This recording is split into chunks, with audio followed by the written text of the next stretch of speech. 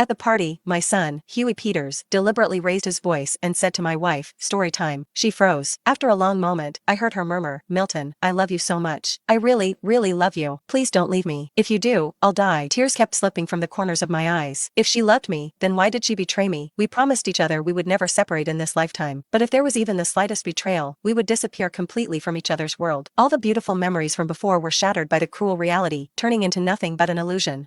Early the next morning, perhaps because she sensed how different I was, or maybe it was guilt buried deep inside her, Penelope said she wanted to take Huey and me out to clear our heads. We've wanted to go to an amusement park for so long. We just never had the time. Milton, do you want to come with Huey and me? She rubbed her hands together and put on a pitiful look, trying to get a response from me. For once, Huey didn't show impatience. His eyes were full of anticipation about going to the amusement park. But Penelope didn't notice that her loosely fastened collar revealed her pale skin, covered in marks Darren had left behind. Right now, all I felt toward her was disgust. Huey moved fast. Before I could even react, he had already packed everything he wanted to bring and headed out on his own. After we arrived at the amusement park, Huey kept holding my hand, and Penelope took care of us every step of the way. If I pressed my lips together, she would immediately bring water to my mouth. If I looked at something for more than a second, she would call out that she wanted to buy it. They even went on all the rides I liked, but they had never dared to try before. Penelope was clearly exhausted, yet she held my hand tightly and refused to let go. Meanwhile, Huey leaned against me, looking genuinely happy. In the end, Penelope bought 3 charm bracelets and fastened them around our wrists. This way, everyone will know we're a family. We'll never be apart. I didn't say anything, but Penelope took my hand and placed it on her stomach. "Milton, I'm pregnant again. Huey's going to have a little brother. From now on, there'll be one more person in this family who loves you. Yay." Huey chimed in happily from the side. "I'll finally have someone to play with. I won't be bored every day anymore." I looked at their happy faces, and the anger in my chest nearly boiled over. They kept saying they loved me, but they betrayed me. And now, they expected me to raise a child she had with another man. What did I ever do to deserve this? When Penelope saw me sitting there in silence, my expression dark, her smile faded. She used sign language to repeat what she had just said. I almost forgot she still didn't know I could hear again. I looked at her without any expression, my voice cold to the bone. "Are you sure this child is mine, and not someone else's?" Panic flickered across Penelope's face. She quickly forced a smile. "What are you talking about? How could it be someone else's? Daddy, how can you doubt Mommy? I'm angry at you now," Huey snapped angrily. Before he could finish, his gestures were cut off by a ringing phone. Penelope stepped aside. It only took a moment, but when she came back, her face was full of apology. "I'm sorry, something came up at work, and I need to handle it." She looked at Huey, who immediately said, "Mommy, I'll go with you." With that, Penelope grabbed Huey's hand and left in a hurry. As she turned away, I caught a glimpse of the caller ID on her phone. It was Darren. I stood up expressionlessly, then took the charm bracelet off my wrist, tossed it into the trash, and walked outside. Since she cared so much about Darren, I would make room for him. From now on, the 4 of them could live their happy family life together. Over the next few days, Penelope and Huey didn't show up at all. They only came back occasionally, their faces etched with exhaustion. They moved around